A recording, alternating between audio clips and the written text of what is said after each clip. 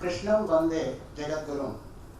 ಭಾರತೀಯ ವಿದ್ಯಾಭವನ ಬೆಂಗಳೂರು ಶಾಖೆ ಹಾಗೂ ಇಸ್ಕಾನ್ ಸಂಸ್ಥೆಗಳ ವತಿಯಿಂದ ನಡೀತಾ ಇರತಕ್ಕಂತಹ 5 ದಿನಗಳ ಮಹಾಪುರಾಣಗಳ ಮಹಾ ಸಂದೇಶವನ್ನು ತಮ್ಮ ಮುಂದೆ ತೆರೆದಿಡೋದಕ್ಕೆ 4ನೇ ದಿವಸವಾಗಿರ್ತಕ್ಕಂತಹ ಇಂದು ಈ ಅಪರಾಹ್ನ ಸತ್ರದಲ್ಲಿ ನಮ್ಮೊಡನೆ ಇರತಕ್ಕಂತಹ ವಿದ್ವಾಂಸರು ಪ್ರೊಫೆಸರ್ ತ್ರಿಪುರ ಅವರು ಹಾಗೂ ಪ್ರೊಫೆಸರ್ ಡಿ ಕೆ ಸುಬ್ರಹ್ಮಣ್ಯಂ ಅವರಿಬ್ಬರು ಕೂಡ ವೇದಿಕೆಗೆ ಆಗಮಿಸಿ ಸ್ಥಾನವನ್ನು ಗ್ರಹಿಸಬೇಕು ಅಂತ ಕೇಳ್ಕೊತಾ ಇದ್ದೀನಿ.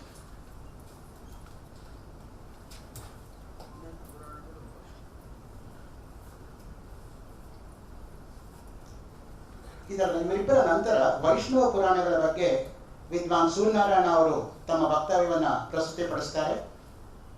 ಪುರಾಣಗಳಲ್ಲಿ ಶಾಸ್ತ್ರೀಯ ವಿಷಯಗಳು ಎಂಬ ವಿಷಯವನ್ನು ಕುರಿತು ಪ್ರೊಫೆಸರ್ ಮಧುಸೂದನ ಶಾಸ್ತ್ರಿ ಹಂಪಿಹೊಳಿ ಧಾರವಾಡದಿಂದ ಬರ್ತಾರೆ. ಹಾಗೂ ಮುಖ್ಯವಾಗಿ ಭಾಷೆಗೂ ಮತ್ತು ಪುರಾಣಕ್ಕೂ ಇರತಕ್ಕಂಥ ಸಂಬಂಧವನ್ನು ಗಂಗಾಧರ ಗೋಡೆ ಅವರು ನಡೆಸ್ಕೊಡ್ತಾರೆ. ತದನಂತರ ಕಲಾವಿದರ ಬಳಗ ಅವರಿಂದ ನಾಟಕ ಸಂಭವಾಮಿ ಯುಗೆ ಯುಗೆ. ಈಗ ಮೊಟ್ಟ ಮೊದಲನೇದಾಗಿ ತಮ್ಮ ವಕ್ತವ್ಯವನ್ನು ಪ್ರಸ್ತುತಪಡಿಸ್ತಕ್ಕಂಥವರು ಪ್ರೊಫೆಸರ್ ಬಿ ಆರ್ ತ್ರಿಪುರ ಅವರು. ಪ್ರೊಫೆಸರ್ ಬಿ ಆರ್ ತ್ರಿಪುರ ಅವರು ಪಾರಂಪರಿಕವಾಗಿರ್ತಕ್ಕಂತಹ ಮನೆಯಿಂದ ಬಂದಿರತಕ್ಕಂಥವರು. Who has not heard the name of Vadi Shardula,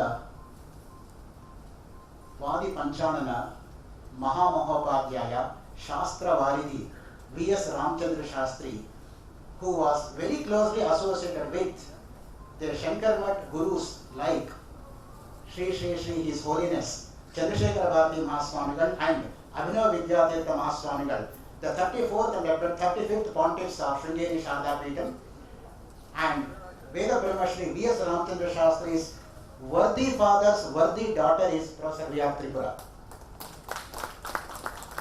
And who has not heard the name of Padma Shri Dr. V.R. Gauri Shankar, the present administrator of Sringeri Sharda Peetham. V.R. Gauri Shankar is younger brother to Tripura. So that is the family background with which she hails. So tradition is in our blood.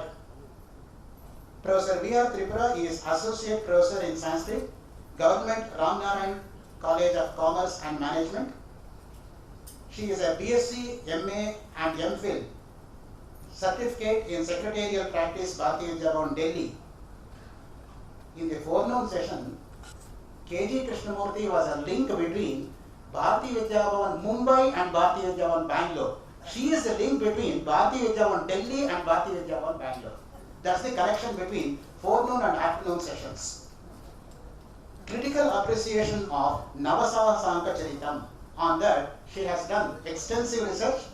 She has got 33 years of teaching experience. Her special interests are theatre and management studies, and many books she has edited and translated.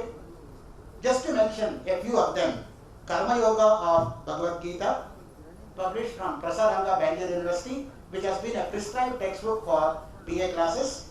Balakanda of Champu Ramayana, then Balacharitam of Bhasa. All the books are published from Prasaranga, Bangalore University. She was honored with a citation for her contribution to the theatre by Natya Rani Shantala Kalasanga, and she is also the recipient of Best Teacher Award conferred by HDFC Bank in the year 2013. With these few remarks, I invite Professor Tripura to shed light on her topic. Over to Professor Tripura. स्वागताविव संपृक्तौ स्वागत प्रतिपत्तये जगत पितरौ वन्दे पार्वती परमेश्वर. ವೇದಿಕೆಯ ಮೇಲೆ ಉಪಸ್ಥಿತರಿರುವಂತಹ ಜ್ಞಾನವೃದ್ಧರಿಗೂ, ವೇದಿಕೆಯ ಮುಂದೆ ಉಪಸ್ಥಿತರಿರುವಂತಹ ಜ್ಞಾನ ಪಿಪಾಸುಗಳಿಗೂ ಕೂಡ ಭೂಯೋ ಭೂಯೋ ನಮಾಮ್ಯ. ಮತ್ತೆ ಮತ್ತೆ ನಾನು ನಮಸ್ಕರಿಸುತ್ತಾ, ಇಂದು ನನಗೆ ಕೊಟ್ಟಿರುವಂತಹ ವಿಷಯ ಪೊಯೆಟ್ರಿ ಆಫ್ ಪುರಾಣ ಅಂತ ಕೊಟ್ಟಿದ್ದಾರೆ. 4 ದಿವಸಗಳಿಂದ ಸಾಕಷ್ಟು ತಾವುಗಳೆಲ್ಲ ಪುರಾಣಗಳ ಬಗ್ಗೆ, ಅದು ಬೆಳೆದು ಬಂದ ರೀತಿ ಎಲ್ಲವನ್ನೂ ಕೂಡ ನೀವು ಕೇಳಿದ್ದೀರಾ. ಅದರಿಂದ ನಾನು ಪ್ರಸ್ತುತ ನನಗೆ ಕೊಟ್ಟಿರುವಂತಹ ವಿಷಯವನ್ನ ಮಾತ್ರ ಇಲ್ಲಿ ನಾನು ಓದಲು ಬಯಸುತ್ತೇನೆ. ನಾನು ಆಂಗ್ಲ ಭಾಷೆಯಲ್ಲಿ ಲೇಖನವನ್ನು ಬರೆದಿದ್ದೀನಿ, ಆದರೆ ಮಧ್ಯೆ ಮಧ್ಯೆ ಕನ್ನಡದಲ್ಲಿ ನಾನು ಹೇಳಬಲ್ಲೆ. ಯಾಕೆಂದ್ರೆ ಅಭ್ಯಾಸ ಬಲ, ಪಾಠ ಮಾಡ್ತಾ ಮಾಡ್ತಾ ಎರಡೂ ಭಾಷೆಯಲ್ಲಿ ಪಾಠ ಮಾಡೋದ್ರಿಂದ ಎರಡೂ ಭಾಷೆಯನ್ನ ನಾನು ಸಾಮಾನ್ಯವಾಗಿ ಉಪಯೋಗಿಸ್ತಾ ಇರ್ತೀನಿ. Poetry of Puranas. The meaning of the Sanskrit word for poetry is kavya. This word, it may be noted, is equally applicable to verse and prose, and it is explained as kavi karma, that is, poetry is what poet writes. It is also defined as shabdartho sahitotha. The poet's work involves the invention of many new elements, and it is for this reason that in Sanskrit literature the poet is often found compared to the creator. Apare kavya samsare kavirekah prajapati yatha vai rochate vishvam tathedam parivartate. This is in Dvanyaloka, and it is also found mentioned in Agni Purana. ಈ ಕಾವ್ಯ ಅಂತ ಹೇಳ್ಬೇಕಾದ್ರೆ ಈಗಾಗಲೇ ಈ ಹಿಂದೆ ನಡೆದಂತಹ ಬೆಳಗ್ಗೆನೆ ರಂಗನಾಥ್ ಅವರು ಹೇಳಿದ್ದಾರೆ ಪೊಯೆಟ್ರಿ ಅಂತಂದ್ರೆ ಏನು ಅನ್ನೋದ್ರ ಬಗ್ಗೆ ಅವರು ಸಾಕಷ್ಟು ಮಾಹಿತಿಯನ್ನ ಈಗಾಗಲೇ ಕೊಟ್ಟಿದ್ದಾರೆ. ಈ ಕಾವ್ಯ ಅಂತಂದ್ರೆ ಏನು ಅನ್ನೋದನ್ನ ನಾನು ಒಂದೇ ಒಂದು ಸಣ್ಣ ಕಥೆಯ ಮೂಲಕ ತಮಗೆ ಅದನ್ನ ಸ್ಪಷ್ಟಪಡಿಸಲು ನಾನು ಇಷ್ಟಪಡ್ತೇನೆ. ಧಾರಾನಗರದ ರಾಜ ಭೋಜ, ಅವನೇ ಒಬ್ಬ ಸ್ವತಃ ಕವಿ ಸಾರ್ವಭೌಮ. ಅಷ್ಟೇ ಅಲ್ಲ, ಅವನು ಸಹೃದಯನೂ ಕೂಡ.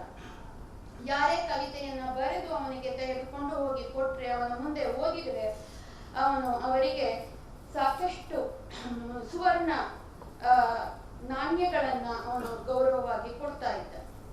ಹೀಗೆ ಈ ವಿಷಯವನ್ನ ಕೇಳಿದಂತಹ ಛಾಂದಸರು ಕೆಲವರು ಆ ಊರಿಗೆ ಬಂದು ನಾವು ಒಂದು ಕವಿತೆಯನ್ನ ರಚಿಸೋಣ ಅಂತ ಹೇಳ್ಬಿಟ್ಟು ಅವರೆಲ್ಲ ಕೂತ್ಕೊಂಡು ತಲೆ ಕೆಡಿಸ್ಕೊಂಡು ಕಾವ್ಯವನ್ನ ರಚಿಸ್ತಾರೆ. ಪಾಪ ಒಬ್ಬ ಒಂದು ಅರ್ಧ ಪಾದ ಬರೀತಾನೆ, ಇನ್ನೊಬ್ಬ ಬಹಳ ಕಷ್ಟಪಟ್ಟು ಇನ್ನರ್ಧ ಪಾದ ಮುಗಿಸ್ತಾನೆ. ಇನ್ನೇನ್ ಮಾಡಿದ್ರು ಅವ್ರಿಗೆ ತೋಚೋದಿಲ್ಲ ಮುಂದೆ ಏನ್ ಬರೀಬೇಕು ಅಂತ.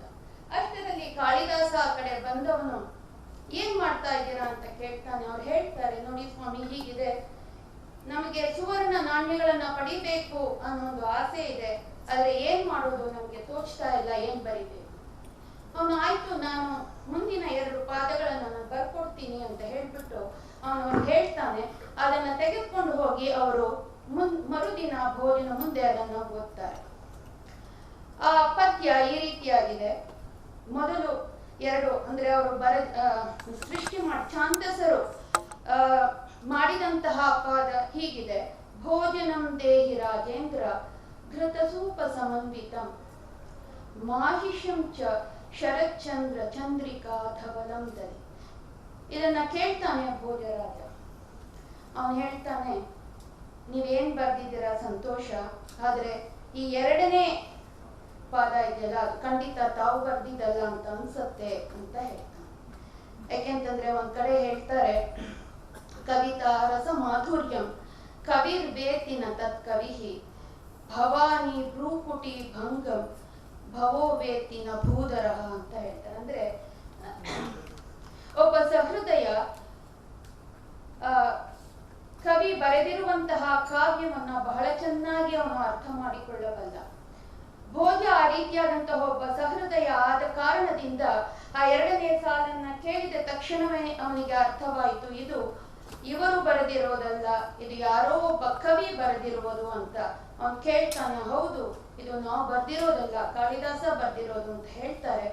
ಆದ್ರೂ ಕೂಡ ಹೋಗ್ಲಿ ಅಂತ ಅವರಿಗೆ, ಅಂದ್ರೆ ಅವರು ಯಾವ ಕಾರಣಕ್ಕಾಗಿ ಆ ಕಾವ್ಯವನ್ನ ರಚನೆ ಮಾಡಿದ್ರು ಅನ್ನೋ ಒಂದು ಉದ್ದೇಶದಿಂದ ಅವರಿಗೆ ಗೌರವಿಸ್ತಾನೆ ಸುವರ್ಣ ನಾಣ್ಯಗಳಿಂದ. ಅದೇ ಇದು 2ನೇ ವಾಕ್ಯ ಇದೆಯಲ್ಲ, ಯಾಕೆ ಅದು ಒಂದು ಕಾವ್ಯ ಅಂತ ಗುರುತಿಸ್ತಾ ಭೋಜ ಅಂತಂದ್ರೆ, ಅಲ್ಲಿ ಮೊದಲನೇದಾಗಿ ಭೋಜನಂ ದೇಹಿ ರಾಜೇಂದ್ರ. ರಾಜ ನಮ್ಗೆ ಊಟ ಕೊಡು ಅಂತ ಅರ್ಥ. ಘೃತ ಸೂಪ ಸಂಬಂಧಿತ, ಮತ್ತೊಬ್ಬ ಅದಕ್ಕೆ ಸೇರಿಸಿದ ಆ ಊಟದಲ್ಲಿ ಘೃತ ತುಪ್ಪ, ಸೂಪ ಸಾರು ಸಂಬಂಧಿತ ಇರ್ಲಿ ಅಂತ ಸೇರಿಸಿದ. ಈ ಕಾಳಿದಾಸ ಸೇರಿಸಿದ ಹೇಗಿತ್ತು ಅಂತಂದ್ರೆ, ಮಾಹಿಷಂ ಚ ಶರತ್ಚಂದ್ರ ಚಂದ್ರಿಕಾ ಧವಲಂ ದದಿ. ಆ ಊಟದಲ್ಲಿ ದಧಿ ಮೊಸರು ಇರ್ಲಿ.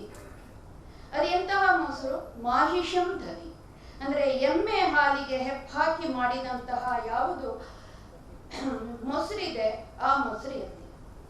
ಅದು ಎಂತಹದ್ದಾಗಿರತ್ತೆ ಅಂತಂದ್ರೆ ಬೆಳ್ಳಗಿರತ್ತೆ. ಧವಲಂ ಯಾವ ರೀತಿ ಬೆಳ್ಳಗಿದೆ ಅದು ಅಂತಂದ್ರೆ, ಶರತ್ ಚಂದ್ರ, ಶರದ್ ಋತುವಿನ ಚಂದ್ರನ ಚಂದ್ರಿಕಾ ಬೆಳದಿಂಗಳಿನಂತೆ ಧವಲಂ ಬೆಳ್ಳಗಿರುವಂತಹ ದಧಿಯನ್ನ ಕೊಡಿ. ನೋಡಿ, ಅವನು ಸುಮ್ಮನೆ ದಧಿ ಅಂತ ಹೇಳ್ಬಿಟ್ಟಿದ್ರೆ ಸಾಕಾಗಿರೋದು, ಆದ್ರೆ ಅವನು ಹಾಗೆ ಹೇಳಲಿಲ್ಲ. ಆ ದಧಿ ಅನ್ನೋದು ಎಂತಹದ್ದು ಅಂದ್ರೆ ಮಾಹಿಷಂ ದಧಿ, ಎಮ್ಮೆ ಹಾಲಿನಲ್ಲಿ ಮಾಡಿದಂತಹ ಮೊಸರು ಹೌದು, ಆದ್ರೆ ಅದರ ಬಣ್ಣ ಸಾಮಾನ್ಯವಾಗಿ ಹಾಲಿನ ಹಸುವಿನ ಹಾಲಿನ ಮೊಸರಿನ ಬಣ್ಣ ಸ್ವಲ್ಪ ಹಳದಿ ಬಣ್ಣಕ್ಕಿರುತ್ತೆ. ಎಮ್ಮೆ ಹಾಲಿಂದು ಬೆಳ್ಳಗಿರತ್ತೆ ಅಂತ ಇಲ್ಲಿರುವಂತಹ ಮಹಿಳೆಯರಿಗೆ ಗೊತ್ತಿರಬಹುದು, ಪುರುಷರಿಗೆ ಗೊತ್ತಿದೆಯೋ ಅಲ್ವೋ ಗೊತ್ತಿಲ್ಲ. ಅದರಿಂದ ಅದು ಎಂತಹ ಹೇಗೆ ಬೆಳ್ಳಗೆ ಇದೆ ಅಂತಂದ್ರೆ, ಶರತ್ಚಂದ್ರ ಚಂದ್ರಿಕಾ ಧವಲಂ ಅಂತ ಸೇರಿಸ್ತಾನೆ. ಅಂದ್ರೆ ಒಂದು ಉಪಮೆಯೊಂದಿಗೆ ಶರತ್ಚಂದ್ರ, ಶರದ್ ಋತುವಿನ ಚಂದ್ರನ ಚಂದ್ರಿಕಾ ಬೆಳದಿಂಗಳಿನಂತೆ ಧವಲಂ ಬೆಳ್ಳಗಿರುವಂತಹ ಒಂದು ದಧಿ ಮೊಸರು, ಅದನ್ನ ಹಾಗೆ ಸೇರಿಸಿದಾಗ ಏನಾಗುತ್ತೆ, ಅಲ್ಲಿ ಇರುವಂತಹದ್ದು ಕಾವ್ಯ. ಈ ಕಾವ್ಯ ಬೇರೆಯ ಅಂದ್ರೆ ಈ ಛಾಂದಸರಿಂದ ಆ ಕಾಳಿದಾಸನನ್ನ ಬೇರೆಯಾಗಿ ಮಾಡಿರುವಂತಹ. ಆದ್ದರಿಂದಲೇ ಈ ಕವಿಗಳನ್ನ ಸಾಮಾನ್ಯವಾಗಿ ಕ್ರಾಂತದರ್ಶಿ, ಸರ್ವದೃಕ್ ಅಂತಲೂ ಕೂಡ ಕರೀತಾರೆ. ಅಂದ್ರೆ ಅತೀತವಾದುದನ್ನು ಕಾಣುವವರು, ಎಲ್ಲವನ್ನೂ ಕಾಣುವವರು ಅಂತ ಹೇಳ್ತಾರೆ. So Puranas are a religious poetry peculiar to the period that tried to bridge the transition between normal religions and spiritual mentalities. For although this form existed in ancient time, it is only now it has entirely developed and become characteristic as the principal expression of the religious spirit. The literary sense in the Puranas is an art of aesthetic presentation of religious truth. There may be few sloppy verses that makes them dull and dreary, but on the whole, the poetic method employed is justified by the richness and power of creation. The composers of Puranas of different periods generally fit into the definition of a kavi, as they always had intense and vivid observations which found spontaneous utterances. They gave noteworthy literary creation of considerable quality, maintaining much of the direct force and height of the old epic style. Though some critics brand the literary elements in Puranas as inartistic, sloppy language with measureless exaggerations, I have attempted to show under 3 sections that even in spite of some desert spaces, the Puranic literature is a literary production as an art of aesthetic presentation of religious truth, most varied and ample record of the culture of the people. The first section is gleanings from poetic elements found in the Puranas. ಅಂದ್ರೆ poetic elements ಅಂತ ಹೇಳಿದಾಗ ಕಾವ್ಯ ಗುಣಗಳ ಬಗ್ಗೆ ನಾವು ಹೇಳ್ತೀವಿ. ಅಂದ್ರೆ ಕಾವ್ಯ ಅಂತ ಆಗ್ಬೇಕಾದ್ರೆ ಅದರಲ್ಲಿ ವರ್ಣನೆ ಇರಬೇಕು, ಅದು ವರ್ಣನಾತ್ಮಕವಾಗಿರ್ಬೇಕು, ಮತ್ತೆ ಅಲಂಕಾರ ಭೂಯಿಷ್ಠವಾಗಿರ್ಬೇಕು, ವೃತ್ತ ಬಂಧ ಇರಬೇಕು. ಇದೆಲ್ಲವೂ ರಸ ಭಾವ ಇವೆಲ್ಲವೂ ಇದ್ದಾಗ ಮಾತ್ರ ಆ ಚತುಷ್ಪದಿ ಅಂದ್ರೆ 4 ಸಾಲುಗಳಲ್ಲಿ ಇರುವಂತಹ ಪದ್ಯ ಅದು ಕಾವ್ಯ ಅಂತ ಅನ್ನಿಸ್ಕೊಳ್ಳೋದು.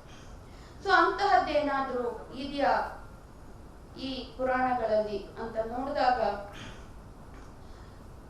ಖಂಡಿತ ಇದ್ದೇ ಇದೆ. ಇನ್ ಕಾವ್ಯಾನುಶಾಸನಂ of Hemachandra it is said, Nodita Kavita Loke Yavat Jata Navarnana. The literary convention of the Indian poets was that they should give volume to the literary work and enhance its beauty through description. Puranas too do not lag behind at this convention. A natural description of autumn season in 15 stanzas, interspersed with highly philosophical thoughts, are found in Vishnu Purana that can be cited as an example. Here I quote only 2 to 3 stanzas for want of time. Tayor viharatostatra Rama Keshavayoho Braje Pravrityatita Vikasat Sarojacha Abhavatsha Mayura Mauninaha Tastuhu Parityakta Madavane Asaratam Paritnyaya Samsarasyeva Yoginaha Taraka Vimale Vyomni Radha Khanda Mandalaha Chandrascharamadehatma Yogi Sadhukulet. ಈ ಎಲ್ಲ ಪದ್ಯಗಳಲ್ಲಿ ಎರಡನೇ ಸಾಲು ಸಾಮಾನ್ಯವಾಗಿ ದಾರ್ಶನಿಕ ತತ್ವವನ್ನ ಸೂಚಿಸುವಂತಹ ಸಾಲುಗಳು ಆಗಿದೆ. ಅಂದ್ರೆ ಅದೆಲ್ಲವೂ ಕೂಡ ಉಪಮೆಗಳು. ಆದರೆ ಉಪಮೆಯಲ್ಲಿ ಉಪಯೋಗ ಮಾಡಿದಾಗ ದಾರ್ಶನಿಕ ತತ್ವವನ್ನ ಸೂಚಿಸುವಂತಹ ಸಾಲುಗಳಾಗಿ ಅಲ್ಲಿ ಉಪಯೋಗಿಸಲ್ಪಟ್ಟಿದೆ. The description ends thus: ನಭಸೋಭ್ರಾನ್ ಭುವಪಂಕಾನ್ ಕಾಲುಷ್ಯಂ ಚಾಂಬಸ Sharath ಇಂದ್ರಿಯಾಣೀಂದ್ರಿಯಾರ್ಥೇಭ್ಯಃ ಪ್ರತ್ಯಾಹಾರ ಇವಾಹ. In Naradiya Purana, Vishnu Purana and others, we come across number of verses of finest verb and skillful workmanship. Vamana in his Kavya Alankara Sutrani says, Kavyam Grahyam Alankara. ಅಲಂಕಾರ ಇಲ್ಲದೆ ಹೋದ್ರೆ ಅದು ಕಾವ್ಯವಾಗಿ ಇರೋದಕ್ಕೆ ಸಾಧ್ಯವಿಲ್ಲ. ಕಾವ್ಯವನ್ನ ಅಲಂಕರಿಸುವುದೇ ಅಲಂಕಾರ. ಉದಾಹರಣೆಗೆ ಒಂದು ಉಪಮಾ ಅಲಂಕಾರ, ಅದು ಅರ್ಥಾಲಂಕಾರ ಅಂತ ಕರೀತಾರೆ. ವಿಷ್ಣು ಪುರಾಣದಲ್ಲಿ ಬರುವಂತಹ ಒಂದು ಶ್ಲೋಕವನ್ನ ಇಲ್ಲಿ ನಾನು ಹೇಳೋದಕ್ಕೆ ಇಷ್ಟಪಡ್ತೀನಿ. ತತಃ ಸಮುಕ್ಷಿಪ್ಯ ಧರಾಂ ಸ್ವದಂಶ್ರಯ ಮಹಾವರಾಹಃ ಸ್ಫುಟಪದ್ಮಲೋಚನಃ ರಸಾತಲಾದುತ್ಪಲ ಪತ್ರ ಸನ್ನಿಭಃ ಸಮುಕ್ತಿತೋ ನೀಲ ಇವಾಚರೋಮಃ.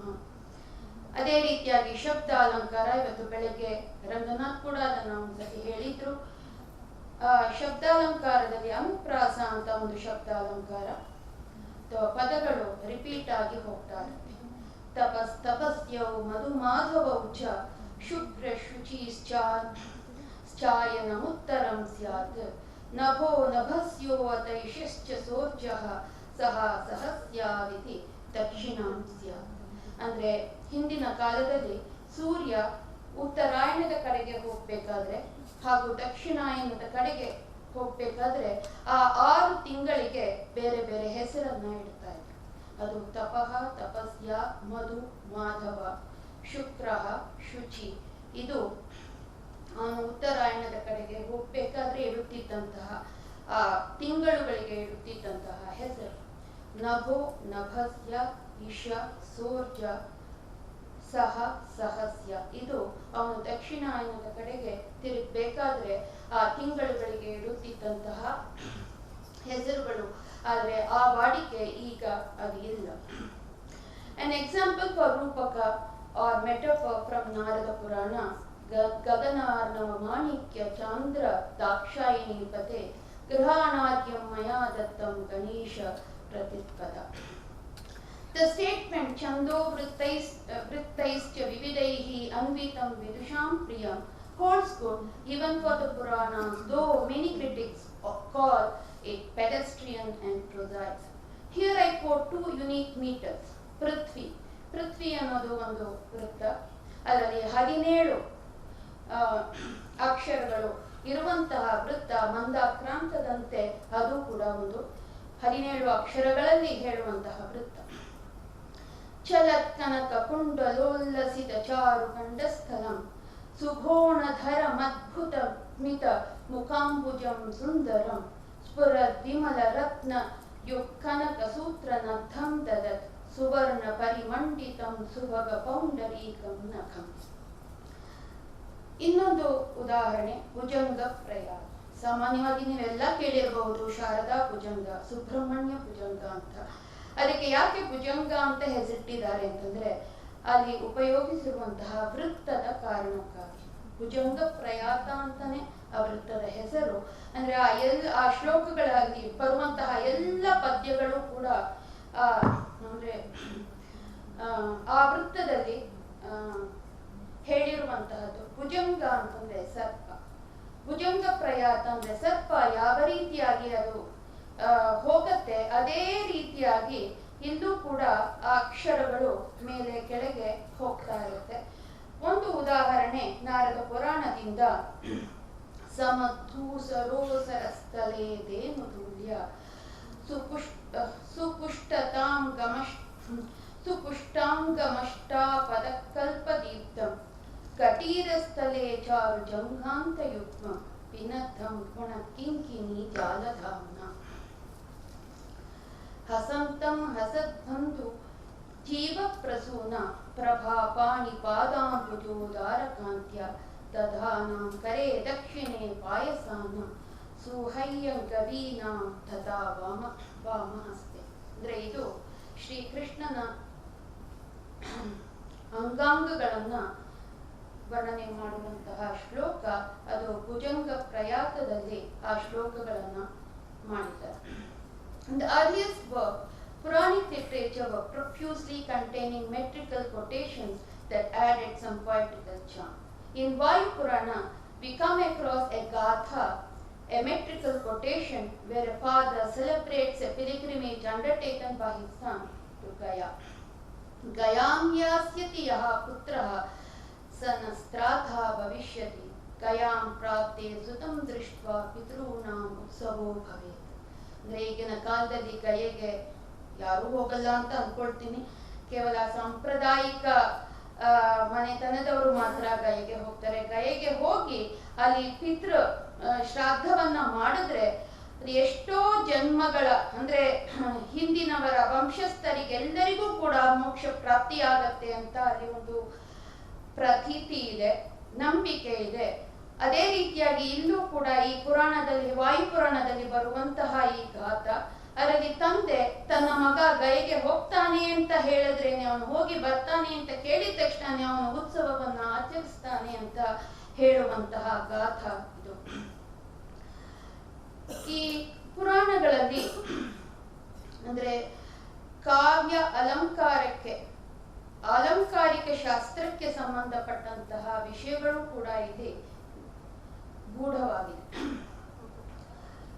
Truly, Mamata, while categorizing the literature, puts Purana Samhita under Sahrit Samhita. He says, Sahrit Samhita tatparyavat Puranaditihasebhyaha Shabdartha Gunabhavena Rasangabhuta Vyapara Pranavataya Vilakshanam Yat Kavyam.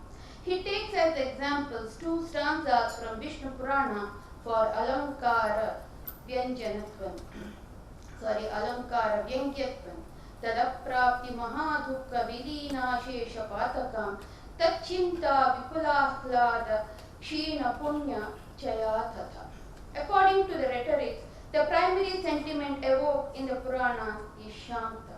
Pandita Raja Jagannatha shows how the sentiment Shanta is evoked on hearing the recitations from the Puranas. In the last chapter of Bhagavata Purana, after hearing the legend of Lord Vishnu, who is Anadhi Nidhana, King Parikshit says, Bhagavan, Takshakadipyo mrityupyo na vivemyaham, pravishto brahma nirvanam, abhayam darshitam tvaya. Is this not a proof enough to support Pandita Raja Jagannatha that peace envelops the mind on hearing the Purana, and Parikshit gets ready to embrace death devoid of fear? The chapters from 337 and 339 of Agni Purana elucidate the Alankara Shastra. Most of the stanzas match with that of Dandin's Kavya Dasha and Bhoja's Shringara Prakash. It says, Na bhava hinosti raso, na bhavo rasavarchitaha, bhavayanti raso rasanebihi bhavyante cha rasayati. There is no rasa without bhava, and there is no bhava which is entirely divested of the rasa. According to Shringara Rasa concept as found in Agni Purana, Rasa is an expression of supreme joy of highest being called Parabrahman. This concept shows its roots in philosophy or say mysticism. Gleanings from later Sanskrit poets. The Puranic ideas and images, poetic and aesthetic, spirituality of the religions has inspired many Sanskrit poets. They have triggered the talent of the poets, proving that the creative genius of the Indian mind has not declined. Some Puranas seem to derive its first shaping and motive from classical poems of Kalidasa.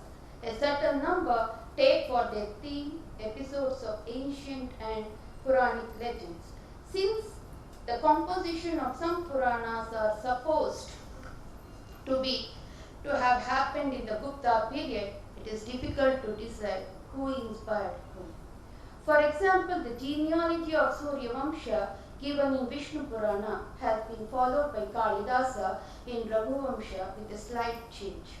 Many accept the date of Shiva Purana as 10th century. The author seems to have drawn inspiration from the court epic of Kumara Sambhavam, as extensive similarity can be seen between the two in the theme. For example, a stanza in Shiva Purana, Rudra Samhita, Shiva Purana's Rudra Samhita, Parvati Khanda 27/20 runs thus. Tvam Stri Ratnam Tava Pita Raja Nikhila Kuprit Tathavidam Patim Kasmat Ukrena Tapasehase. Compare this with Divam Yadi Prarthayase Vrithashramaha Pituhu Pradeshaha Tava Deva Bhumayaha Atopayantaram Alam Samadhina Naratnam Anvishyati Mrugyate Tat. 2-3 ದಿವಸಗಳಿಂದ ಬಹಳ ಹಿರಿಯರನ್ನ ಪರಿಚಯ ಮಾಡ್ಕೋಬೇಕಾದ್ರೆ ನಮ್ಮ doctor S Ranganath ಅವರು ಈ ಸಾಲನ್ನ ಅವಾಗ ಹೇಳ್ತಾನೆ ಇರ್ತಾರೆ. ನರತ್ನ ಅನ್ವಿಷ್ಯತಿ ಮೃಗ್ಯತೆ ಹಿತತ್ ಅಂದ್ರೆ ರತ್ನ ಅಂದ್ರೆ ರತ್ನವನ್ನ ಯಾರು ಕೂಡ ಹುಡ್ಕೊಂಡು ಹೋಗೋದಿಲ್ಲ, ಅದು ತಾನಾಗಿ ಅದರ ಕಡೆಗೆ ಬರುತ್ತೆ. ಮೃಗ್ಯತೆ ಹಿತತ್ ಅಂತ ಅದಕ್ಕೆ ಅರ್ಥವನ್ನ ಹೇಳ್ತಾರೆ. Naradiya Purana belonging to 9th century has this line. ಅವಿವೇಕೋ ಹಿ ಸರ್ವೇಷಾಂ ಆಪದಂ ಪರಮಾಪದಂ. Poet Bharavi, who is known for profundity of thought, makes a statement that has the same import of meaning. Sahasa vidadita nakriyam avivekaha paramapadam. The Bhagavata Purana, departing to a great extent from the popular Puranic style and manner, rich with ornately literary form of speech, is a remarkable work full of subtlety, thought and beauty.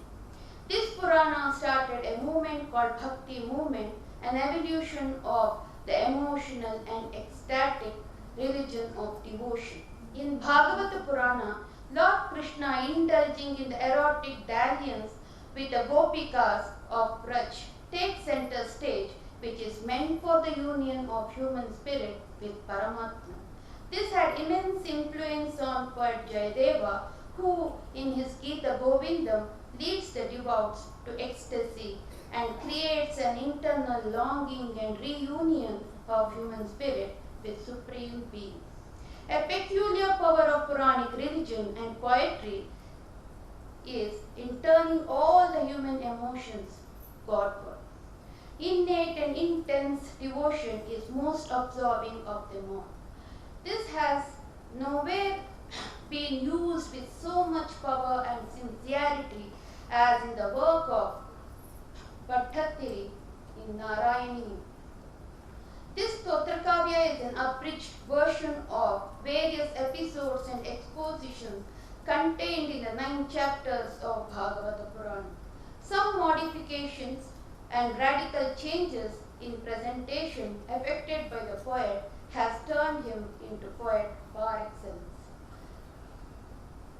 As has been said earlier, Abhignana Shakuntalam was taken from Shakuntalopakhyanam of Padma Purana. ಇದರಲ್ಲಿ ಕೆಲವರು ಪದ್ಮ ಪುರಾಣದಿಂದ inspire ಆದವನು ಕಾಳಿದಾಸ, ಅಂತ ಹೇಳ್ತಾರೆ. ಅದನ್ನ contrary ಆಗು ಕೂಡ ಹೇಳ್ತಾರೆ. ಮತ್ತೆ ವಿಕ್ರಮೋರ್ವಶೀಯದಲ್ಲಿ ಬರುವಂತಹ ವಿಕ್ರಮೋರ್ವಶೀಯ ಎಂಬ ಒಂದು ನಾಟಕವನ್ನು ಅವನು ಏನು ರಚಿಸಿದ್ದಾನೆ ಅದು ಊರ್ವಶಿ ಉಪಾಖ್ಯಾನ ಮತ್ಸ್ಯ ಪುರಾಣದಲ್ಲಿ ಬರುವಂತಹದ್ದು. ಅದರಿಂದಲೂ ಕೂಡ ಅವನು ಪ್ರೇರೇಪಿತನಾಗಿ ಅದನ್ನ ಬರೆದಿದ್ದಾನೆ ಅಂತ ಹೇಳುವುದು ಕೂಡ ಉಂಟು. Thus the Puranas have exercised a powerful influence on the subsequent literary compositions, and the poets as well as dramatists have turned to them for theme and even for style. I would like to end this deliberation, the paper, the Kam Pracha Mahasuraha Swarge Nivasamo Vayam Bhuvi Kimva Kavyarasaha Swaduhu Kimva Swadiyasi Sura. ನಾನು ಸಾಕಷ್ಟು ಇದರ ಬಗ್ಗೆ ಬರ್ದಿದ್ದೀನಿ. ಅಂದರೆ ನಾನು ಒಂದೆರಡು ದಿವಸ ಬಂದು ಇಲ್ಲಿ ಕೂತ್ಕೊಂಡು ನೋಡ್ತಾ ಇದ್ದಾಗ ಒಂದು 25 ನಿಮಿಷ ಆಗಿದ ತಕ್ಷಣ ಚೀಟಿಗಳು ಬರ್ತಾ ಇರುತ್ತೆ, ಬೇಗ ಮುಗಿಸಿ ಬೇಗ ಮುಗಿಸಿ. ಅದಕ್ಕೆ ನಾನು ಅಂತಹ ಚೀಟಿಗಳನ್ನು ತಗೋಬಾರ್ದು ಅಂತ ಹೇಳ್ಬಿಟ್ಟು ನಾನು ಮನೆಯಲ್ಲಿ ಕೂತ್ಕೊಂಡು ಇದನ್ನ ಆದಷ್ಟು ಸಂಕ್ಷೇಪ ಮಾಡಿ ಬರೆದ್ಬಿಡೋಣ, ಎಲ್ಲ ವಿಷಯಗಳನ್ನ ಹೇಳೋಣ ಅನ್ನೋ ಕಾರಣದಿಂದ. ಯಾಕೆಂತಂದ್ರೆ ನಾವು ಆರಂಭದಿಂದ ಶುರು ಮಾಡಿದ್ರೆ ಏನು ವಿಷಯ ನಾವು ಹೇಳ್ತಾ ಇದ್ದೀವಿ ಅದನ್ನ ಬಿಟ್ಬಿಡ್ತೀವಿ. ಅದರಿಂದ ಆ ವಿಷಯವನ್ನ ನಾನು ಇಲ್ಲಿ ಹೇಳಬೇಕು ಅನ್ನೋ ಒಂದು ಉದ್ದೇಶದಿಂದ ನಾನು ಅದನ್ನ ಸಂಕ್ಷೇಪ ಮಾಡಿ ನನಗೆ ಎಷ್ಟರ ಮಟ್ಟಿಗೆ ನನಗೆ ಗೊತ್ತಿದೆಯೋ ಅದನ್ನ ನಾನು ಇಲ್ಲಿ ಹೇಳಿದ್ದೀನಿ. ಇಲ್ಲೇನಾದ್ರೂ ತಪ್ಪಿದ್ರೆ ದಯವಿಟ್ಟು ಕ್ಷಮೆ ಇರಲಿ ಅಂತ ಕೇಳ್ಕೊಂಡು ಈ ನನ್ನ ಅಂದ್ರೆ ನನಗೆ ಇದೊಂದು ಅವಕಾಶವನ್ನ ಕೊಟ್ಟಿದ್ದಕ್ಕಾಗಿ ಡಾಕ್ಟರ್ ಎಸ್ ರಂಗನಾಥ್ಗೆ, ಭಾರತೀಯ ವಿದ್ಯಾಭವನಕ್ಕೆ ಹಾಗೂ ಇಸ್ಕಾನ್ಗೆ ನಾನು ಬಹಳಷ್ಟು ಆಭಾರಿಯಾಗಿದ್ದೇನೆ ಅಂತ ಹೇಳಿ, ಹಾಗೆ ಈ ನನ್ನ ಬಾಲಿಶವಾದಂತಹ ಮಾತು ಅಂತಾನೆ ಹೇಳ್ತೀನಿ. ಯಾಕೆಂದ್ರೆ ನಾನು ವಾಗ್ಮಿ ಅಲ್ಲ, ಪಂಡಿತಳು ಅಲ್ಲ. ಮನೆಯಲ್ಲಿ ಹುಟ್ಟಿರಬಹುದೋ ಏನೋ ನನಗೆ ಗೊತ್ತಿಲ್ಲ, ಅಂದ್ರೆ ಹುಟ್ಟಿರಬಹುದು ಹೌದು, ಆದ್ರೆ ಆ ಪಾಂಡಿತ್ಯ ಅನ್ನೋದು ನನ್ನಲ್ಲಿ ಖಂಡಿತ ಇಲ್ಲ. ಆ ಕಾರಣದಿಂದ ನಾನು ಏನು ಓದಿದ್ದೀನಿ, ಏನು ತಯಾರಿ ಮಾಡಿ ನಿಮ್ಮ ಮುಂದೆ ಇಟ್ಟಿದ್ದೀನಿ ಅದನ್ನ ನೀವು ಕೇಳಿದ್ದೀರಾ, ನಿಮಗೂ ಕೂಡ ನಾನು ಆಭಾರಿಯಾಗಿದ್ದೇನೆ ಅಂತ ಹೇಳ್ತಾ ವಿರಮಿಸ್ತೀನಿ. Thank you.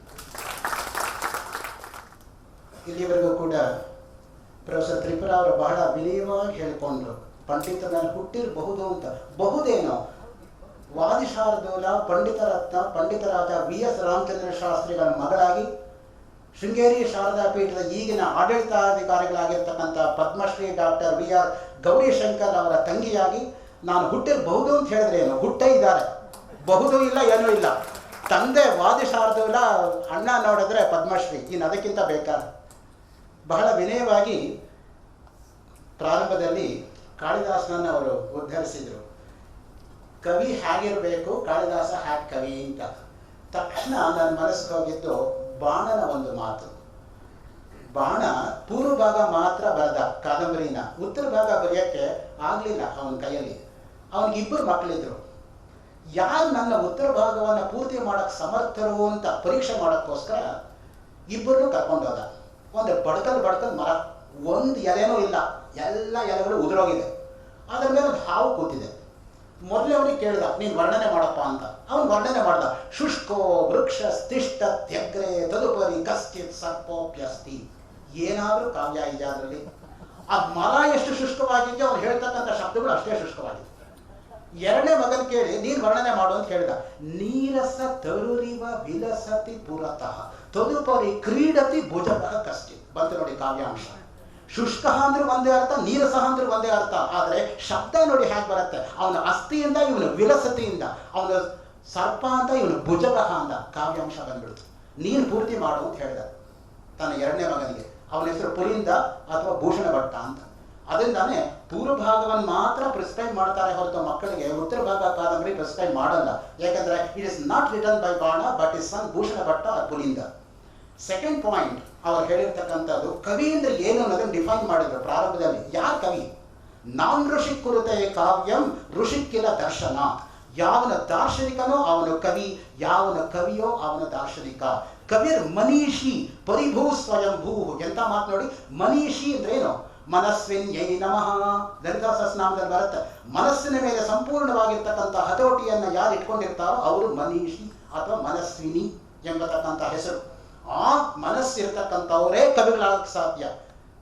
ವಯಮಪಿ ಕವಯಃ ತೇಪಿ ಕವಯಃ.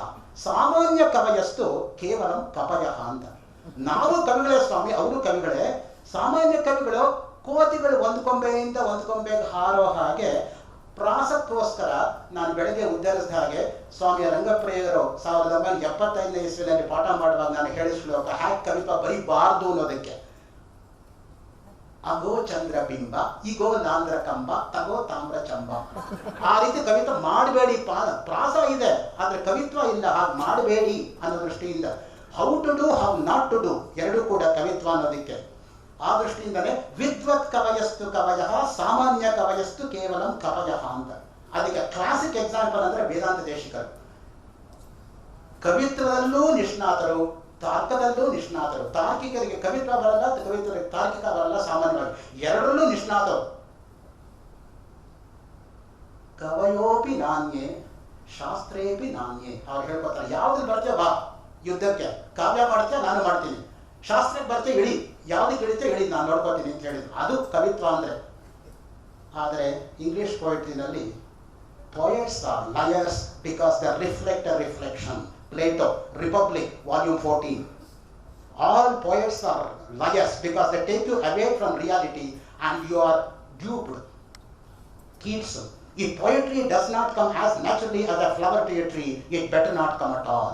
ಸಹಜವಾಗಿ ಬರಬೇಕು ಕವಿತ್ವ ಎಂಬತಕ್ಕ. ಹೆಂಗೆ ಶಂಕರಾಚಾರ್ಯರ ಸ್ತೋತ್ರ ತರಹ ಮುದಕರಾತ್ತ ಮೌದಕಂ ಸದಾ ವಿಮುಕ್ತಿ ಸಾಧಕಂ ಕಲಾಧರಾವತಂಸಕಂ ವಿಲಾಸಿ ಲೋಕ ರಕ್ಷಕಂ ಅನಾಯಕೈಕ ನಾಯಕಂ ವಿನಾಶಿತೇವ ದೈತ್ಯಕಂ ನತಾಶು ಭಾಷನಾಟಕಂ ನಮಾಮಿತಂ ವಿನಾಯಕಂ ನತೇತರಾತಿ ಭೀಕರಂ ನವೋದಿತಾರ್ಕ ಭಾಸ್ವರಂ ನವತ್ಸುರಾರಿ ನಿರ್ಜರಂ ನತಾದಿಕಾಪದುದ್ದರಂ ಸುರೇಶ್ವರಂ ನಿಧೀಶ್ವರಂ ಗಜೇಶ್ವರಂ ಗಣೇಶ್ವರಂ ಮಹೇಶ್ವರಂ ತಮಾಶ್ರಯೇ ಪರತ್ಪರಂ ನಿರಂತರಂ ಸಮಸ್ತ ಲೋಕ ಶಂಕರಂ ನಿರಸ್ತ ದೈತ್ಯ ಗುಂಚರಂ ದರೇತರೋದರಂ ವರಂ ವರೇಭವತ್ರಮಕ್ಷರಂ ಕೃಪಾಕರಂ ಕ್ಷಮಾಕರಂ ಮುದಾಕರಂ ಯಶಸ್ಕರಂ ಮನಸ್ಕರಂ ನಮಸ್ಕೃತಂ ನಮಸ್ಕರೋಮಿ ಭಾಸ್ವರಂ ಅಕಿಂಚನಾರ್ತಿ ಮಾರ್ಜನಂ ಚಿರಂತನೋಕ್ತಿ ಭಾಜನಂ ಪುರಾರಿ ಪೂರ್ವನಂದನ ಸುರಾದಿ ಗರ್ವ ಚರ್ವಣಂ ಪ್ರಪಂಚನಾಶ ಭೀಷಣ ಧನಂಜಯಾದಿ ಭೂಷಣಂ ಕಪೋಲ ದಾನ ವಾರಣಂ ಭಜೇ ಪುರಾಣ ವಾರಣಂ ನಿತಾಂತಕಾಂತ ದಂತಕಾಂತ ಮಂತಕಾಂತ ಕಾತ್ಮಜಂ ಅಚಿಂತ್ಯ ರೂಪ ಮಂತಹೀನ ಮಂತರಾಯ ಕೃಂತನ ಹೃದಂತರೇ ನಿರಂತರಂ ವಸಂತಮೇವ ಯೋಗಿನ ತಮೇಕದಂತಮೇಕಮೇವ ಚಿಂತಯಾಮಿ ಸಂತತಂ. That is poetry. ಬಂದ್ರೆ ಆ ತರಹ ಬರಬೇಕು ಕವಿತ್ವ. ಇದರ ಬರ್ದೇನು ಪ್ರಯೋಜನ, ನಾನು ಬರೀತೀನಿ ಅಂತ. ಇಂಗ್ಲಿಷ್ ಪೊಯಿಟ್ರಿ ತೆಗೆದುಕೊಳ್ತೀರಾ, ಶೇಕ್ಸ್ಪಿಯರ್ ತರ ಬರೀರಿ. Merchant of Venice, act second, scene third, line 42 to line 56, Portia speech. The quality of mercy is not strained, it represents the gentle rain from heaven upon the place beneath. It's Christ's place. It represents him that gives and him that takes it, mightiest in the mightiest. It becomes the throne monarch better than his crown. His scepter shows the force of temporal power, the attribute on majesty. Wherein that sit the dread and fear of kings, but mercy is above the sceptred sway. It's enthroned in the hearts of kings. It's an attribute to God himself. An earthly power doesn't show like his guards when mercy seasons justice. That is English poetry. ಬರೀತೀಯಾ ಆ ಥರ ಬರೀ, ಇಲ್ಲದೆ ಹೋದರೆ ಪ್ರಯತ್ನ ಮಾಡಬೇಡ ಅಂತ. ಅದಕ್ಕೆ ನನ್ನ ಹತ್ರ ಬರೀಬಾರದು. ಯಾಕೆ ನಾನು ಕವಿ ಅಲ್ಲ, ಗಣೇಶ್ ಕವಿ. ನಾನು ಕವಿ ಅಲ್ಲ, ನಾನು ಬರೆಯೋಕೆ ಹೋದರೆ ಕವಿ ಆಗ್ತೀನಿ. ಕವಿ ಕರೋತಿ ಕಾವ್ಯಾನಿ ರಸಂ ಜಾನಾತಿ ಪಂಡಿತ. ಅದಕ್ಕೆ ಹೇಳೋದು ಕವಿಗೆ ರಸದ ಬಗ್ಗೆ ಜ್ಞಾನ ಇರಲ್ಲ, ಬರ್ಕೊಂಡು ಹೋಗ್ತಾನೆ, ಅದು ಬರ್ಸಿಸ್ಕೊಂಡು ಹೋಗುತ್ತೆ ಅವನ ಕೈಯಲ್ಲಿ. ಅವನು ಬರೆಯೋದಲ್ಲ, ಬರ್ಸಿಸ್ಕೊಂಡು ಹೋಗುತ್ತೆ. You should be first rate poetry and not nth rate poetry. ಆ ದೃಷ್ಟಿಯಿಂದಲೇ ಪದಗಳು ಬರ್ತಾ ಇರಬೇಕು. ಪುಂಕಾನಕ ಚಟಿ ಭವನ್ ನಿಖಿಲ ಚಟಿ ಕದಂಬತರು ಅಟೀಶನ ಕಿಪಟಲಿ ಕೋಟೀರ ಚಾರುತರ ಕೋಟಿ ಮಣಿ ಕಿರಣ ಕೋಟಿ ಕರಂಬಿತ ಪದ ವಾಟೀಶು ಗಂಧ ಕುಟ ಶಾಟಿ ಕವಿತ್ವ ಕರಿ ಪಟಿ ಮಗ ತ್ರಿಪಸುತ. ಶಂಕರಾಚಾರ್ಯ ಅಂಬರಷ್ಟಕ 22 ಅಕ್ಷರಗಳಿಗೆ ಕೊನೆ ಆಗ್ತಕ್ಕಂಥ ಅಶ್ವಧಾಟಿ ವೃತ್ತದಲ್ಲಿ ಬರೆದಿರ್ತಕ್ಕಂಥ ಕಾವ್ಯ. ಇವತ್ತು ಅಶ್ವಧಾಟಿ ವೃತ್ತದಲ್ಲಿ ಬರೆದಿರ್ತಕ್ಕಂಥ ಏಕೈಕ ವ್ಯಕ್ತಿ ಅಂದ್ರೆ ಶತಾವಧಾನಿ ಗಣೇಶ್. ಶಂಕರಾಚಾರ್ಯ ಯಾವ ಅಶ್ವಧಾಟಿ ವೃತ್ತ ಪ್ರಯತ್ನ ಮಾಡಿದ್ರು ಅಶ್ವಧಾಟಿಯನ್ನೇ ಕುರಿತು ಗಣೇಶ್ ಅವರು ಬಂದಿದ್ದಾರೆ. ನಮಗೆ ನಮ್ಮವರ ಮಹತ್ವನೇ ನಮಗೆ ಗೊತ್ತಿರಲ್ಲ, ಅದಕ್ಕೋಸ್ಕರ ಗೊತ್ತುಪಡಿಸ್ತಾ ಇದ್ದೀನಿ ಅಷ್ಟೇ. ನಂದು ಇನ್ನೇನು ಬೇರೆ ವಿಷಯ ಅಲ್ಲ. ಯಾಕಂದ್ರೆ ಅವರಂತೂ ಹೇಳ್ಕೊಡಲ್ಲ, ನಮಗೆ ಗೊತ್ತಾಗಲ್ಲ. ಯಾರು ಅವ್ರಿಗೆ ಗೊತ್ತಿರೋರಾದ್ರೂ ತಮಗೆ ಗೊತ್ತುಪಡಿಸ್ಬೇಕಲ್ಲ, ಅದಕ್ಕೋಸ್ಕರ ಗೊತ್ತುಪಡಿಸ್ತಾ ಇದ್ದೀನಿ. ಮುಖ್ಯವಾಗಿ ರೂಪಕವನ್ನ ನಾರದೀಯ ಪುರಾಣದ ಹಿನ್ನೆಲೆಯಲ್ಲಿ ಡೆವಲಪ್ ಮಾಡಿದ್ದಾರೆ ತ್ರಿಪುರ ಅವರು. ಯಾವ ರೀತಿಯಾಗಿ ರೂಪಕ ನಾರದೀಯ ಪುರಾಣದಲ್ಲಿ ಬಂದಿದೆ ಅಂತ ಹೇಳಿದ್ರೆ, ನಮಗೆ ರೂಪಕ ಅಂದ್ರೆ ನಮ್ಮ ಮನಸ್ಸು ಹೋಗ್ತಕ್ಕಂದ್ರೆ ಕಠೋಪನಿಷತ್ತಿಗೆ ಆತ್ಮಾನಂ ರಥಿನಂ ವಿದ್ಧಿ ಶರೀರಂ ರಥಮೇವತು ಬುದ್ಧಿಂದು ಸಾರಥಿಂ ವಿದ್ಧಿ ಮನ ಪ್ರಗ್ರಹಮೇವ ಚ ಇಂದ್ರಿಯಾಣಿ ಹಯಾನಾವುಹು ವಿಷಯಾಂಸ್ತೇಷು ಗೋಚರ ಆತ್ಮ ಇಂದ್ರಿಯ ಮನೋಯುಕ್ತಂ ಭೋಕ್ತೇಜ್ಯಾಹುರ್ಮನೀಷಿಣಃ. ಅದು ರೂಪಕಾಲಂಕಾರ ಅಂದ್ರೆ. ರಥರೂಪಕ ಕಲ್ಪನೆ ಇದೆ ನೋಡಿ, ಯಾವುದು ಶ್ರುತಿನಲ್ಲಿ. ಅದ್ರ ಬಗ್ಗೆ ಲಾಸ್ಟ್ ಇಯರ್ ಇದೇ ಸಭಾಂಗಣದಲ್ಲಿ ಮಾತಾಡಿದವ್ರು ಯಾರು? Nagaratna Hegde. She spoke on poetry of Upanishads and this is poetry of Puranas. That is Nagatna Hegde, this is Tripura. That is Upanishads, this is Puranas. That is Bharati Vidyavan, this is Bharati Vidyavan. That is ISKCON, this is ISKCON. Therefore ISKCON is equal to ISKCON, Bharati Vidyavan is equal to Bharati Vidyavan. ಅನನ್ವಯ ಅಲಂಕಾರ ಅದು. ತ್ರಿಪುರ ಮಾತಾಡಿರೋದು ನಾನೇನು ಹೇಳ್ತಾ ಇಲ್ಲ. ಅನನ್ವಯ ಅಲಂಕಾರ ಅಂತ ಹೇಗಿದೆ ಅಂತ ಅಷ್ಟೇ. ಅದ್ರ ಬಗ್ಗೆ ಇನ್ನು ಅವ್ರು ಹೇಳ್ತಾ ಮಂದಾಕ್ರಾಂತ ವೃತ್ತದ ಬಗ್ಗೆ ಒಂದು ಮಾತನ್ನ. ಮಂದಾಕ್ರಾಂತ ವೃತ್ತ ಗೋಳು ವೃತ್ತ. ಅದು ಪತಿ ಪತ್ನಿಯರ ಅಗಲಿಕೆ ಇರುವಾಗ ಮೇಘದೂತದಲ್ಲಿ ಕಾಳಿದಾಸ ಬಳಸಿರೋದು ಮಂದಾಕ್ರಾಂತ ವೃತ್ತ. ಮಂದಂ ಮಂದಂ ಮುದತಿ ಪವನಃ ಚಾಲುಗೂಲೋ ಯಥಾಮಿ. ಹೋಗ್ಬೇಕಲ್ಲಪ್ಪ ಇವನ್ ಕ್ಲಾಸ್ಗೆ ಅನ್ಕೊಂಡು ವಿದ್ಯಾರ್ಥಿಗಳು ನಿಧಾನವಾಗಿ ಬರ್ತಾರೆ ಅಂತ ಅಷ್ಟೇ. ಮಂದಾಕ್ರಾಂತ ವೃತ್ತ ಗೋಳು ವೃತ್ತ. ಅದು ನಿಧಾನಕ್ಕೆ. ಅದೇ ಸಿನಿಮಾಗಾದ್ರೆ ಓಡೋಗ್ತಾರೆ. ಸಿನಿಮಾ ಅನ್ನೋದು ಗೊತ್ತಿಲ್ಲ ಅವ್ರಿಗೆ. ಸಿನಿಮಾ ಅನ್ಕೊಂಡು ಹೋಗ್ತಾರೆ. Stars scintillate in the sky, sin stars sin till late in their day. ಅಷ್ಟೇ ಆಗಿರೋದು. ಈ ದೃಷ್ಟಿಯಿಂದ ಇಲ್ಲಿವರೆಗೂ ಕೂಡ ಭಾಗವತ ಪುರಾಣದ ಬಗ್ಗೆ, ವಿಷ್ಣು ಪುರಾಣದ ಬಗ್ಗೆ ಅತ್ಯದ್ಭುತವಾಗಿ ಉಪಮ, ಅನುಪ್ರಾಸ, ರೂಪಕ, ಭುಜಂಗ ಪ್ರಯಾತ, ಮಂದಾಕ್ರಾಂತ ಇತ್ಯಾದಿ ಇತ್ಯಾದಿ ಅಲಂಕಾರ ವೃತ್ತಗಳ ಸಾರ ಸರ್ವಸ್ವವನ್ನ ತ್ರಿಪುರ ಅವರು ತೆಗೆದಿಟ್ಟಿದ್ದಾರೆ. ಅವರಿಗೆ ಭಾರತೀಯ ವಿದ್ಯಾಭವನ ಹಾಗೂ ಇಸ್ಕಾನ್ ಸಂಸ್ಥೆಗಳ ವತಿಯಿಂದ ಗೌರವವನ್ನು ಸಮರ್ಪಿಸಬೇಕು ಎಂಬುದಾಗಿ ಹಿರಿಯರಾಗಿರ್ತಕ್ಕಂತಹ ಪತಿ ಶ್ರೀಧರ ಅವರು ದಯಮಾಡಿ ವೇದಿಕೆಗೆ ಬಂದು ಭಾರತೀಯ ವಿದ್ಯಾಭವನದ ಅಭಿಮಾನಿಗಳು, ಕೊಡುಗೈ ದಾನಿಗಳು ಆಗಿರ್ತಕ್ಕಂತಹ ಹಿರಿಯರು, ಜ್ಞಾನವೃದ್ಧರು, ವಯೋವೃದ್ಧರು ಅವರು ದಯಮಾಡಿ ವೇದಿಕೆಗೆ ಬಂದು ಇಲ್ಲಿ ಬರೋಷ್ಟೊತ್ತಿಗೆ ಇನ್ನು ಮುಂದೆ ಕಂಟಿನ್ಯೂ ಆಗ್ತೀನಿ ಸರ್. ಪಂಡಿತ ರಾಜ ವಿ.ಎಸ್. ರಾಮಚಂದ್ರ ಶಾಸ್ತ್ರಿಗಳ ಪುತ್ರಿ ಪದ್ಮಶ್ರೀ ಡಾಕ್ಟರ್ ವಿ.ಆರ್. ಗೌರಿಶಂಕರ್ ಅವರ ಸಹೋದರಿಯಾದಂತಹ ವಿ.ಆರ್. ತ್ರಿಪುರ ಅವರಿಗೆ ಈಗ ಗೌರವಾರ್ಪಣೆ.